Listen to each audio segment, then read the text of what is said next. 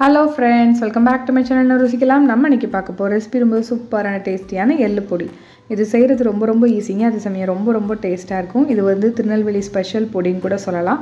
இட்லி தோசைக்கெலாம் வச்சு சாப்பிட்டா ரொம்ப நல்லாயிருக்கும். எங்கள் அம்மா ஸ்டைலில் இன்றைக்கி நான் அந்த பொடி செஞ்சுருக்கேன். ரொம்ப டேஸ்ட்டான அந்த பொடி எப்படி செய்யலான்னு பார்க்கலாம் வாங்க. அதுக்கு முன்னாடி நம்ம சேனலில் இப்போ தான் ஃபஸ்ட் டைம் பார்க்குறீங்கன்னா மறக்காமல் சப்ஸ்கிரைப் பண்ணி பக்கத்தில் உள்ள பெல் ஐக்கானை கிளிக் பண்ணி இதில் ஆளுங்கிற பட்டனையும் கிளிக் பண்ணி வச்சுக்கோங்க.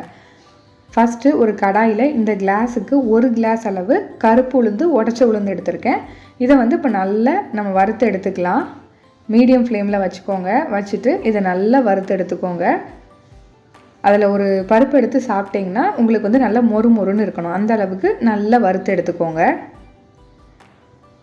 பாருங்கள், இப்போ நான் நல்லா வறுத்து எடுத்திருக்கேன். நல்லாவே வறுபட்டுருச்சு. இப்போ இதை வந்து இன்னொரு பாத்திரத்துக்கு மாற்றிக்கலாம். அடுத்து எள் எடுத்துக்கலாம். நான் வந்து இந்த எள்ளு தான் யூஸ் பண்ணியிருக்கேன். இது வந்து ஒரு பேக்கெட்டு 100 கிராமு. நான் 2 பேக்கெட் எடுத்திருக்கேன் இன்றைக்கி. ஃபஸ்ட்டு ஒரு பேக்கெட்டில் உள்ள எள்ளு மட்டும் ஃபஸ்ட்டு சேர்த்துருக்கேன். அதை வந்து நம்ம நல்லா வறுத்து எடுத்துக்கலாம். அதுக்கப்புறம் இன்னொரு பேக்கெட்டை போட்டு நல்லா வறுத்து எடுத்துக்கலாம். மொத்தமாக நீங்கள் சேர்த்திங்கன்னா ஒழுங்காக வறுபடாது. அதனால் பாதியாக நல்லா வறுத்து எடுத்து வச்சுக்கோங்க. எள்ளு வந்து சீக்கிரமாக வறுபட்டுரும். நல்லா வறுபட்ட உடனே அந்த எள்ளெல்லாம் டப்புன்னு வெடிக்க ஆரம்பிக்கும். பாருங்கள், உங்களுக்கு பார்க்கும்போதே தெரியும். இதுதான் கரெக்டான ஸ்டேஜ். இப்போ எடுத்து வச்சுட்டு இன்னொரு பாக்கெட் எள்ளையும் நம்ம நல்லா வறுத்து எடுத்துக்கலாம். அவ்வளோதான், இதுவும் நல்லா வறுபட்டுருச்சு. இப்போ இதை எடுத்து வச்சுருங்க. அதுக்கப்புறம் நல்லா சுத்தமாக கழுவி காய வச்ச கருவேப்பிலை வந்து ஒரு கைப்பிடி அளவு சேர்த்துக்கோங்க.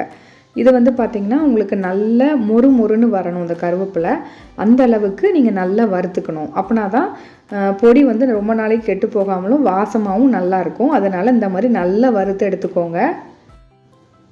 மீடியம் ஃப்ளேம்லேயே வச்சு நல்லா வறுத்துக்கோங்க. இப்போ நான் ஒன்று எடுத்து காமிக்கிறேன் பாருங்கள். நல்லா மொறுன்னு நொறுங்கி வரும். இந்த மாதிரி வரணும். இதுதான் கரெக்டான ஸ்டேஜ். இப்போ கருவேப்பிலையும் எடுத்து தனியாக வச்சுக்கலாம். அதுக்கப்புறம் கொஞ்சமாக 1 டீஸ்பூன் அளவுக்கு நல்லெண்ணெய் சேர்த்துக்கோங்க. அந்த நல்லெண்ணெயில் கட்டி பெருங்காயம்னு கடையில் கேட்டிங்கன்னா கிடைக்கும். அது வந்து ஒரு 2 துண்டு எடுத்துக்கோங்க. எடுத்துட்டு இப்போ இதை நல்ல எண்ணெயில் பொரித்து எடுத்துக்கணும். நல்லா பொரிஞ்சு வரணும். நல்லா உப்பி நல்லா வரும். அந்த அளவுக்கு நல்லா இதை பொரித்து எடுத்துக்கோங்க. பாருங்கள், இப்போ இதை நல்லா வறுபட்டுருச்சு. இப்போ இதை தனியாக எடுத்து வச்சுக்கலாம். இப்போ இந்த எண்ணெயிலேயே ஒரு 25 வத்தல் சேர்த்துக்கலாம். மிளகாய் வத்தல் வந்து 25 வத்தல் எடுத்திருக்கேன். உங்களுக்கு காரத்துக்கு ஏற்ற மாதிரி நீங்கள் சேர்த்துக்கோங்க. 25 வத்தல்ங்கிறது கொஞ்சம் நல்லா காரசாரமாக இருக்கும். உங்களுக்கு கொஞ்சம் கம்மியாக வேணும்னா ஒரு 5 வத்தல் கம்மி பண்ணிக்கலாம். இப்போ இதை நல்லா வறுத்து எடுத்துக்கலாம். இதையும் நல்லா லோ ஃப்ளேமில் வச்சு வறுத்து எடுத்துக்கோங்க. வத்தல் வறுக்கும் போது, இல்லைனா வத்தலோட கலர் வந்து மாறி போயிடும். அதனால் லோ ஃப்ளேமில் வச்சு நல்லா வறுத்து எடுத்துக்கோங்க. பாருங்கள், இப்போ இதை நல்லா வறுபட்டுருச்சு.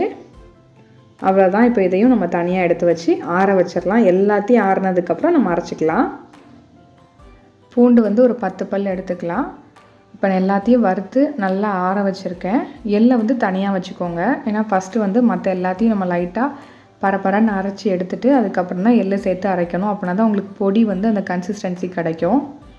முதல்ல வத்தல், நம்ம வறுத்து எடுத்து வச்ச உளுந்தம்பருப்பு, கருவேப்பிலை, பெருங்காயம், இது எல்லாத்தையும் நம்ம நல்லா 1-2 அரைச்சி எடுத்துகிட்டு வர போகிறோம்.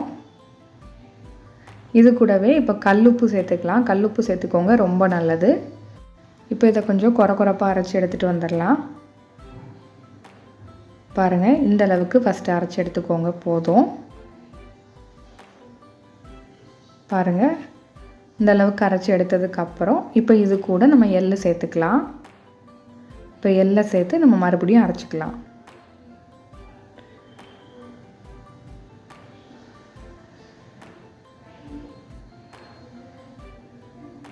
இது கூடவே நம்ம எடுத்து வச்சுருக்கிற 10 பல் பூண்டையும் சேர்த்துக்கோங்க.